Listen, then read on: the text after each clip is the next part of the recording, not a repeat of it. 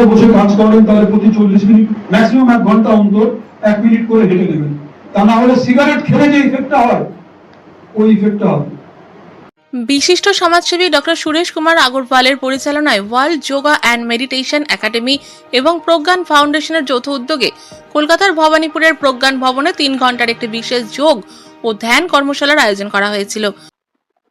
যোগ এবং ধ্যান আমাদের দেশের একটা বিরাসত, হেরিটেজ, এবং এটা এমন একটা জিনিস যেটা আমরা সারা পৃথিবীকে গিফট করেছি। এবং যোগ এবং ধ্যানের উপযোগিতা সর্বকালেই ছিল, এক এক কালে এক একটা কারণে থাকে। এই কালে যেটা দাঁড়িয়েছে সেটা হচ্ছে আগে যেরকম এটার প্রয়োজনীয়তা ছিল আমাদের আধ্যাত্মিক উন্নতির জন্য বিশেষত, সেজন্যই যোগ এবং ধ্যানের আবিষ্কার করা হয়েছিল, সেটা প্র্যাকটিস করা হতো এককালে। এখন ইদানিং কালে, আধুনিক কালে এটা আমাদের শুধু আধ্যাত্মিক বিকাশের জন্যই নয়, আমাদের মানসিক এবং শারীরিক এবং আমাদের ইমোশনাল ডেভেলপমেন্টের জন্য খুবই প্রয়োজন। আমরা আজকে বিভিন্ন সোশ্যাল মিডিয়ার কারণেই হোক কিংবা বিভিন্ন পরিস্থিতির জন্য আমরা অলওয়েজ ডিস্ট্র্যাক্টেড থাকি, ফোকাস করাটা খুব মুশকিল হয়ে যাচ্ছে আমাদের পক্ষে। এই ফোকাসটাকে ফিরিয়ে নিয়ে আসার জন্য, অ্যাটেনশনটাকে নিয়ে আসার জন্য এবং মানসিক শান্তির জন্য যোগ এবং ধ্যান প্রত্যেক মানুষের প্রত্যেক দিন এটা প্র্যাকটিস করা উচিত। না, সম্বর্ধনা পাওয়াটা সবসময় একটা প্রেরণাদায়ক থাকে মানুষের।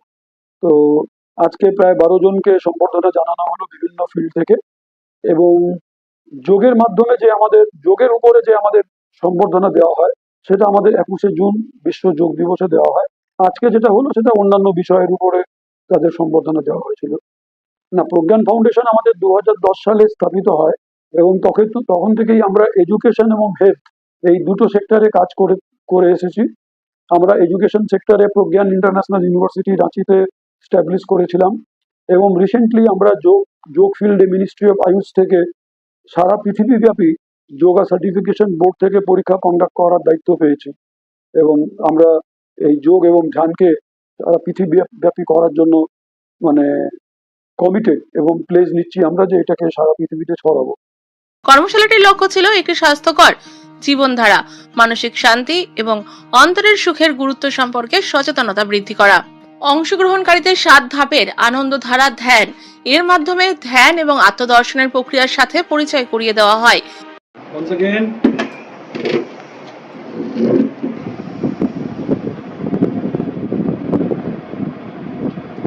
breathe out. Starting, এটা করবেন। নিয়মিত যোগ ও ধ্যানের মাধ্যমে একজন ব্যক্তি তার অন্তরের যাত্রাকে বুঝতে পারে, মানসিক চাপ কমাতে পারে এবং জীবনে সুখ, শান্তি, সুস্বাস্থ্য, ভারসাম্য অর্জন করতে পারে। এমনই সব গুরুত্বপূর্ণ ব্যাখ্যা করেন উপস্থিত আয়োজকরা। নিজের ভেতরের যাত্রা স্থায়ী শান্তি ও সুখের দিকে নিয়ে যায়। একটি শান্ত মন, উন্নত স্বাস্থ্য, অন্তরের শান্তি, দীর্ঘতর সুখ এবং একটি ভারসাম্যপূর্ণ জীবনকে এই উদ্যোগের প্রাথমিক উদ্দেশ্য হিসেবে উল্লেখ করা হয় বলে বার্তা দেওয়া হয়। অনুষ্ঠানটিতে অগণিত মানুষের উপস্থিতি লক্ষ্য করা যায়। উপস্থিত ব্যক্তিদের মধ্যে অনেকেই বিভিন্ন যোগ ও ধ্যানমূলক কার্যকলাপে অংশ নেন। সকল অংশগ্রহণকারীকে অংশগ্রহণের সনদপত্র প্রদান করা হয়।